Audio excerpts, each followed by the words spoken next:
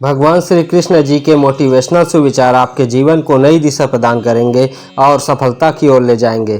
भगवान श्री कृष्ण ने अर्जुन को कुछ ऐसी बातें बताई जिनसे महाभारत में उनको सफलता प्राप्त हुई।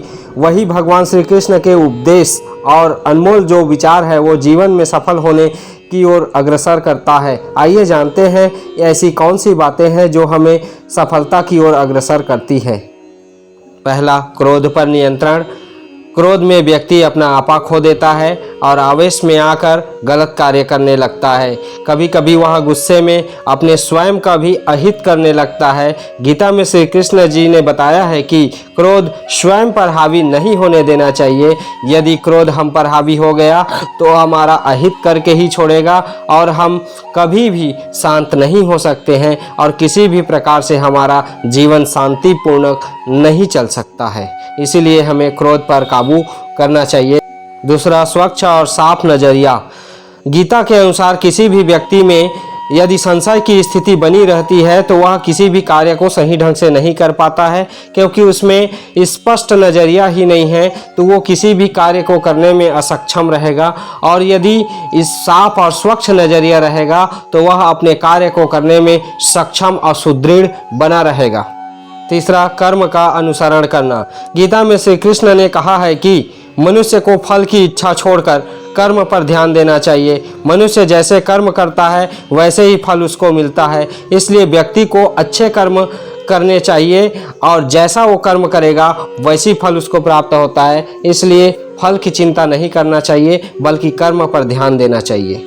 चौथा, स्वयं का आकलन करना। श्री कृष्ण जी के अनुसार व्यक्ति को स्वयं से ज़्यादा कोई नहीं जान सकता है, इसलिए स्वयं का आकलन करना बहुत ही आवश्यक है। गीता में कहा भी गया है कि जो व्यक्ति अपने गुणों और कमियों को जान लेता है वह अपने व्यक्तित्व का निर्माण करने में सक्षम होता है और एक दिन सफलता प्राप्त करता है। स्वयं पर नियंत्रण करके वह अपने दुखों को नाश कर देता है और दुखों को नाश करने के फलस्वरूप वह अपने लक्ष्य की प्राप्ति की ओर आगे बढ़ता है और एक दिन वो निश्चित ही अपने लक्ष्य को प्राप्त कर लेता है। इसलिए स्वयं का आकलन करना बहुत ही आवश्यक है।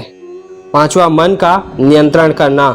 मन बहुत ही चंचल होता है, इसे वश में करना बहुत ही कठिन है, किंतु अभ्यास और संयम से इसको जो है वश में किया जा सकता है। तो मन को नियंत्रण करना बेहद ही कठिन होता है, क्योंकि मन का नियंत्रण एक बंदर की तरह होती है जो एक डाली से दूसरे डाली में चली जाती है। यदि कुछ कारणवश उसे बिच्छू ने काट लिया तो वो एक डाली से दूसरी डाली में और बहुत तेज़ी से जो है चलते रहता है। ठीक उसी तरह यदि बंदर को मदिरा पिला दिया जाए तो वो कुछ ही सेकंड में एक डाली से दूसरे डाली में चली जाती है। ठीक उसी तरह हमारा मन भी होता है। हमारे मन में विभिन्न प्रकार के विचार आते हैं और हमारे मन में इन विचारों का जो समावेश है या इन विचारों को कंट्रोल करना, नियंत्रण करना बहुत ही कठिन है। अतः इसके लिए हमें अभ्यास और नियमित योग की आवश्यकता है।